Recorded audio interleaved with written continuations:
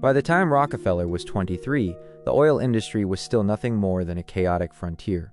Wells were drilled with guesswork, fortunes were made and lost overnight, and businessmen rushed into the new field with the enthusiasm of gamblers and the judgment of amateurs.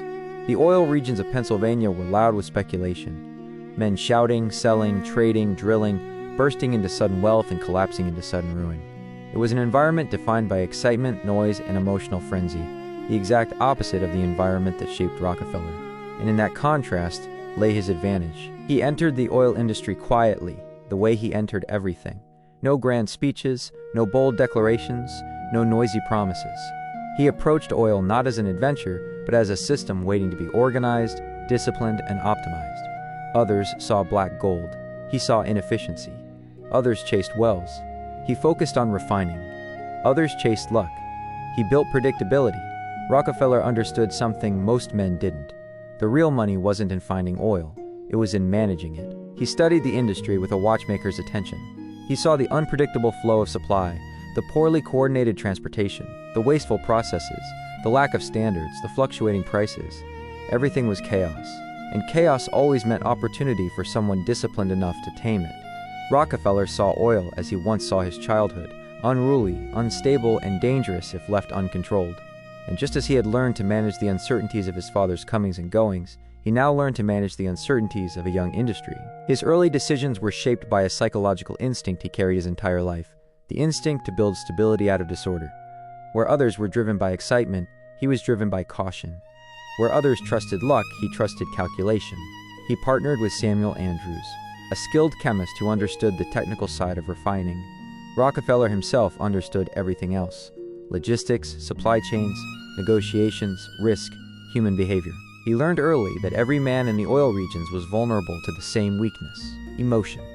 They panicked when prices fell. They celebrated too quickly when prices rose. They overinvested, overpromised, overexpanded. Rockefeller watched them make predictable mistakes over and over. He didn't need to be smarter than they were. He only needed to be calmer. Calmness, to him, was not a virtue. It was a mechanism for power. When he built his first refinery in Cleveland, he built it with a seriousness that felt almost spiritual. He reinvested nearly everything. He expanded capacity with deliberation. He cut costs not out of greed, but out of a belief that waste was a form of moral weakness. He became obsessed with efficiency. Nothing was too small for his attention. He found value in things others discarded: residual oil, tar, paraffin, lubricants. Where others saw waste, he saw profit. This wasn't about making money. It was about correcting inefficiency. His psychology demanded it. Still, Rockefeller's rise was not inevitable. The industry was volatile. Competitors were ruthless. Wells dried up. Prices swung wildly. Speculators manipulated markets. Any misstep could ruin even the strongest firm. But Rockefeller did not rely on good fortune. He built systems so strong that fortune became irrelevant. He insisted on agreements that guaranteed steady transport. He locked in deals securing consistent delivery. He predicted downturns and prepared reserves. He treated money not as fuel for expansion, but as armor for survival. His competitors, by contrast, treated money like oxygen, something consumed impulsively and assumed to be abundant. Rockefeller treated it like a resource that could disappear without warning. This difference in psychology, short-term excitement versus long-term stability, was the true beginning of his dominance. Even before Standard Oil formally existed, Rockefeller was already operating with the mentality of a monopolist, not to crush rivals aggressively, but to outlast them inevitably. He expanded his business with precise caution. He bought out partners who lacked discipline. He invested in transportation. He requested rebates from railroads not as a tactic of exploitation, but as a strategy to equalize risk. He believed that volume deserved reward, that stability should be incentivized, and that the strongest player should receive the best terms. To him, this was not unfair. It was logical. If he delivered more oil, steadier shipments, more reliable business, then he deserved lower rates. Railroads agreed because they saw the same pattern every businessman saw. Rockefeller was calm, consistent, and incapable of impulsive decisions.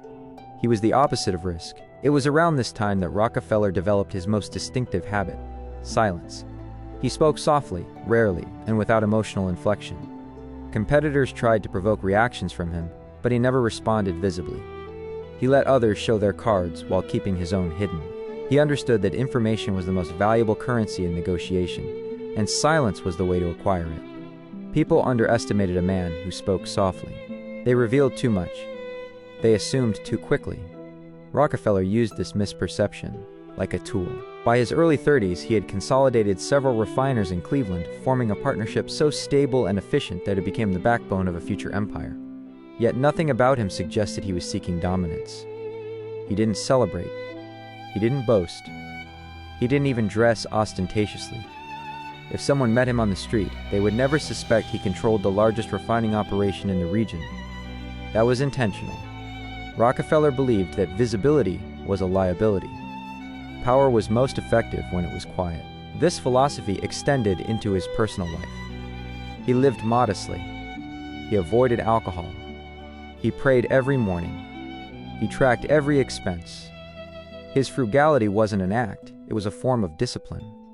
He believed that extravagance weakened character, that comfort made men vulnerable, that unnecessary indulgence clouded judgment. Money, to him, was never a thing to display. It was a thing to reinforce control. If his father valued attention, Rockefeller valued invisibility. As his influence grew, so did his insight into the psychology of competition. He saw that most businessmen sought dominance through aggression. They believed that the louder they spoke, the more power they held. Rockefeller disagreed.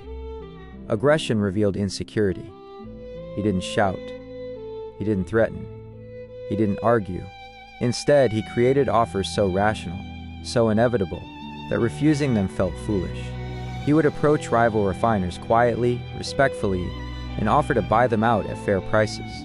He promised stability, steady income, and freedom from the stresses of an unpredictable industry. Many said yes, not because they were forced, but because Rockefeller understood their fears better than they did. Whenever someone refused, he did not react. He continued expanding his efficiency, lowering his costs, increasing his volume, and securing better rates. Competitors who rejected his offers watched their profits shrink as Rockefeller's grew. Eventually, many returned to accept the same deals they had once refused. Rockefeller never gloated. He simply welcomed them with the same calmness as before. To him, business was not personal, it was mathematical. The formation of Standard Oil in 1870 marked not the birth of a new company, but the formalization of a psychology already perfected, the psychology of inevitability. Rockefeller did not seek to destroy the competition. He sought to stabilize the industry. In his mind, chaos was the enemy: waste, inefficiency, unpredictability, emotional decision-making. Standard Oil was his solution. His empire was built not on oil but on discipline. Inside the company, Rockefeller ruled gently but firmly. He gave employees clear goals and clear expectations. He valued loyalty, but he valued competence more. He paid well but monitored performance relentlessly. He encouraged innovation but punished recklessness. He delegated but verified. His leadership style was a reflection of his internal world: calm, controlled, thoughtful, and extraordinarily precise. As Standard Oil expanded, Rockefeller refined the psychological strategy that made him unstoppable. He created systems that multiplied his calmness across thousands of employees. He insisted on uniform quality, standardized operations, integrated pipelines, controlled shipping routes, and centralized decision-making. He eliminated variables. He eliminated surprises.